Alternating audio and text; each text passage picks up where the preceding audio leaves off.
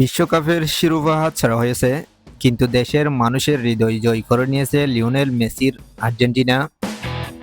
ফাইনালে স্পেনের কাছে অতিরিক্ত সময়ে 1-0 গোলে হেরে রানার্স আপ হয়েছে আর্জেন্টিনা। তবে এ হারেও দলের অসাধারণ লড়াই, আত্মত্যাগ এবং টানা দ্বিতীয়বারের মতো বিশ্বকাপের ফাইনালে ওঠার কৃতিত্বকে বিশেষভাবে সম্মান জানাচ্ছে আর্জেন্টিনা ফুটবল অ্যাসোসিয়েশন।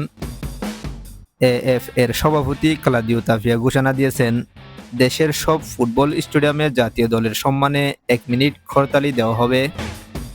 এই উদ্যোগের মাধ্যমে Lionel Messi, coach Lionel Scaloni এবং পুরো দলের প্রতি সম্মান জানানো হবে। বিশ্বকাপ ট্রফি না এলেও দেশের মানুষের ভালোবাসায় কোনো ঘাটতি নেই। দেশে ফেরার পর হাজারো সমর্থক বৃষ্টি উপেক্ষা করে বিমানবন্দরের বাইরে জড়ো হয়ে মেসি স্ক্যালোনিদের স্বাগত জানান।